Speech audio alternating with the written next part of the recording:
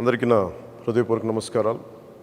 జనసేన మద్దతుదారులకి, జనసేన వీర మహిళలకి, జన సైనికులకి, ఆంధ్రప్రదేశ్ ప్రజలకి, ప్రతి వర్గాలకి అందరికీ పేరు పేరున నా హృదయపూర్వక నమస్కారం.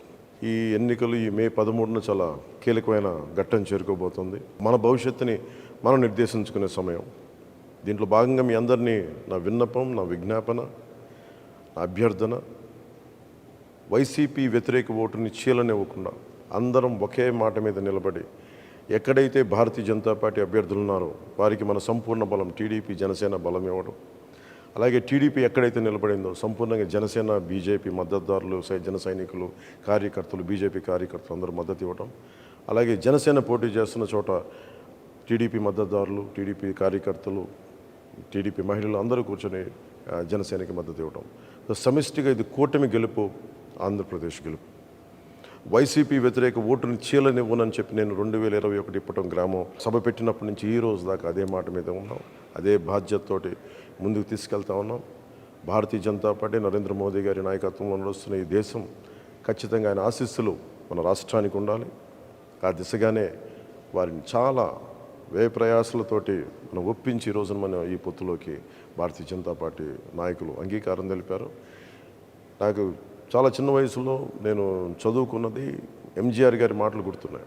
ఒక రాష్ట్ర ప్రభుత్వం సమర్థవంతంగా పనిచేయాలంటే కేంద్ర ప్రభుత్వం ఆశీస్సులు అవసరం అని. ఆ వాక్యం నా మీద చాలా బలమైన ప్రభావం చూపించింది. ఎందుకంటే మన కేంద్ర ప్రభుత్వం లేకుండా ఈ ఫెడరల్ స్ట్రక్చర్లో కేంద్ర ప్రభుత్వం సహాయ సహకారాలు లేకుండా ముందుకు నడవటం చాలా చాలా కష్టం. వీటన్నింటినీ దృష్టిలో పెట్టుకొని ముఖ్యంగా 6 అంశాల మీద మనం ముందుకు వెళ్తున్నాం. విద్య, వైద్యం, ఉపాధి, సాగునీరు, తాగునీరు, లా అండ్ ఆర్డర్.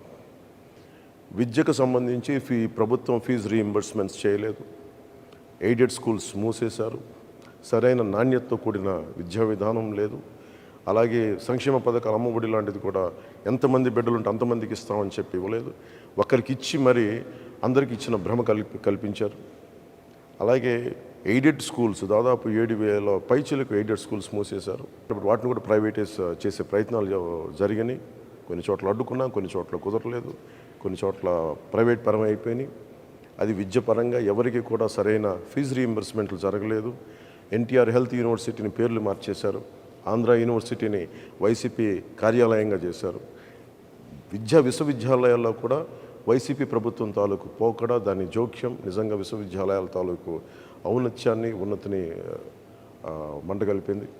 ఇవన్నీ మార్చుకోవడం, భవిష్యత్తులో నాణ్యమైన విద్య, విశ్వవిద్యాలయాల తాలూకు దాని తాలూకు సమగ్రత కాపాడుకునేలాగా ఉంటాము. అలాగే మనకి వైద్యానికి సంబంధించి మనం ప్రతి కుటుంబానికి 25 లక్షల రూపాయలు మనం హెల్త్ ఇన్సూరెన్స్ ఇస్తూ ఉన్నాం కూటమి ప్రభుత్వం తరపు నుంచి. అలాగే primary health care, secondary health care, tertiary health care అన్ని గవర్నమెంట్ హాస్పిటల్స్ని చాలా బలోపేతం చేస్తాం. అది కూటమి ప్రభుత్వం తీసుకున్న నిర్ణయం. అలాగే ముఖ్యంగా ఎక్కడైతే మనకి పొల్యూషన్ ఉందో, కాలుష్యం ఉందో, కాలుష్యం ఆరోగ్యాన్ని ఇబ్బంది పెడుతుందో ఆ కాలుష్య నియంత్రణ మండలి ద్వారా వాటిని సరిచేసే బాధ్యత కూటమి ప్రభుత్వం తీసుకుంటుంది. ఉపాధి మనకి వచ్చి అన్ని మెగా డిఎస్సిని రిలీజ్ చేస్తాం, డిఎస్సి రిలీజ్ చేస్తాం, 18,000 పైచిలకు పోస్టులను భర్తీ చేస్తాం, పోలీస్ కానిస్టేబుల్స్, ఎస్ఐలు పోస్టులు భర్తీ చేస్తాం, నిరుద్యోగాన్ని రక్కసిని పారదోలుతామని చెప్పి మనకి ప్రభుత్వంలోకి వచ్చిన వ్యక్తి కనీసం పట్టుమని 10 ఉద్యోగాలు కూడా ఇవ్వలేదు. కేవలం అరాకొర సంక్షేమంతో దాన్ని ఎక్కువ అడ్వర్టైజ్మెంట్స్ తోటి ముందుకు తీసుకెళ్ళి సంక్షేమాన్ని కూడా సంపూర్ణంగా చేయలేకపోయిన ప్రభుత్వం, ఉపాధి ఇవ్వలేకపోయిన ప్రభుత్వం, మనకి జాబ్ క్యాలెండర్ రిలీజ్ చేయలేని ప్రభుత్వం. ఇది మారాలి అంటే ఖచ్చితంగా మన కూటమి ప్రభుత్వం రావాలి. వచ్చిన వెంటనే ముందుగానే మన మెగా డిఎస్సిని మనం దాని మీదే ఉంటుంది, ముందుకు తీసుకెళ్తాం రాగానే. అలాగే సిపిఎస్, కాంట్రిబ్యూటరీ పెన్షన్ స్కీమ్కి సంబంధించి మాట ఇచ్చి మరి వెనక్కి వెళ్ళిపోయాడు. వారం రోజుల్లో సంతకం పెడతానని చెప్పిన వ్యక్తి ఈ రోజున దాన్ని గాల్లోకి వదిలేశాడు. స్కూల్స్లో పాఠాలు చెప్పి టీచర్లను తీసుకెళ్ళి మనకి యారెక్ షాపుల దగ్గర, సారాయి షాపుల దగ్గర క్యూల్లో సరిచేసే బాధ్యతలు అప్పచెప్పాడు. ఇది వారిని మన గురు బ్రహ్మ, గురు విష్ణు, గురు దేవ మహేశ్వర అని చెప్పి మనం గురువుని ప్రార్థించుకునే పరిస్థితుల్లో తీసుకొచ్చి మద్యం షాపుల దగ్గర పనిచేసే విధంగా ఈ ప్రభుత్వం గురువులను అవమానం చేసింది. ఉద్యోగులకి సిపిఎస్ ఇవ్వలేదు. వీటన్నిటిని దృష్టిలో పెట్టుకొని నేను గురువులకి గౌరవం ఇచ్చేలాగా, వారికి వేతనం సకాలంలో అందేలాగా, అలాగే సిపిఎస్, నేను ఉమ్మడి ఆంధ్రప్రదేశ్ మాజీ ప్రభుత్వ ఉద్యోగ కొడుగ్గా నాకు కష్ట నష్టాలు తెలుసు. ఈ రోజుకి మా అమ్మకి మా నాన్నగారి పెన్షన్ అందుతూ ఉంటుంది. దానికి తాలూకా కష్టం తెలుసు నాకు. అలాంటిది కంట్రిబ్యూటరీ పెన్షన్ స్కీమ్ పదవి విరమణ చేసిన ఉద్యోగులందరికీ కూడా సంవత్సరం లోపు నేను మీకు మాటిస్తున్నాను. సంవత్సరం లోపు దీనికి పరిష్కారాన్ని కనుక్కొని మీ పదవీ విరమణ మీకు భయపెట్టేది కాదు, మీకు భరోసా ఇచ్చేదిలాగా ఉంటుందని చెప్పి మనస్ఫూర్తిగా నేను మీకు పదవి విరమణ చేయబోతున్న ఉద్యోగులందరికీ నేను తెలియజేసుకుంటా ఉన్నాను. నేను మీకు మాటిస్తున్నాను, సంవత్సరం లోపు దానికి పరిష్కార మార్గాన్ని కనుక్కొని మేము పారిపోం. నేను మీకు మాటిస్తున్నాను, నేను నిలబడతాను. అలాగే సాగునీరు, మనకి ఇన్ని ప్రాజెక్టులు ఉన్నాయి. ఈరోజు మెగా ప్రాజెక్టు 2004 నుంచి ప్రత్యేకించి జల యజ్ఞం మన పదం అనే కానీ జల దోపిడీ అయిపోయింది.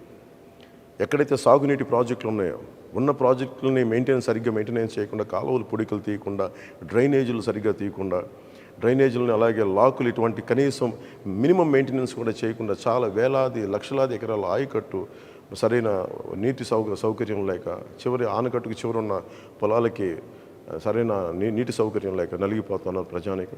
గిట్టుబాటు ధర లేదు, మద్దతు ధర లేదు, ధరల స్థిరీకరణ నిధిని సంపూర్ణంగా అది తీసుకెళ్ళలేదు. అందుకని నేను కౌలు రైతులకి సొంత డబ్బుని ఇచ్చిన వాడిని, కౌలు రైతాంగానికి, రైతులకి, అన్నం ముద్ద పెట్టే రైతులందరికీ నేను మీకు మనస్ఫూర్తిగా మాటిస్తున్నా. మీ క్షేమం కోసం, మీ సంక్షేమం కోసం కూటమి ప్రభుత్వం అండగా ఉంటుంది. అలాగే ముందు బాధ్యతగా మొదటి రాగానే ఏవైతే మైనర్ ఇరిగేషన్, చిన్న ఇరిగేషన్ ప్రాజెక్ట్స్ ఉన్నాయో వాటిని తొందరగా పూర్తి చేయడంతో పాటు ఉన్న ఇరిగేషన్ ప్రాజెక్ట్స్ని సమర్థవంతంగా పనిచేసేలా తీసుకుంటాం. ఇరిగేషన్, డ్రైనేజ్ వీటన్నిటిని సరి చేస్తామని మీకు అందరికీ మాటిస్తూ ప్రతి ఒక్కరికి పేరు పేరున ధన్యవాదాలు తెలియజేసుకుంటూ సెలవు తీసుకున్నాను. జై జనసేన, జై టీడీపీ, జై బీజేపీ, జై హింద్.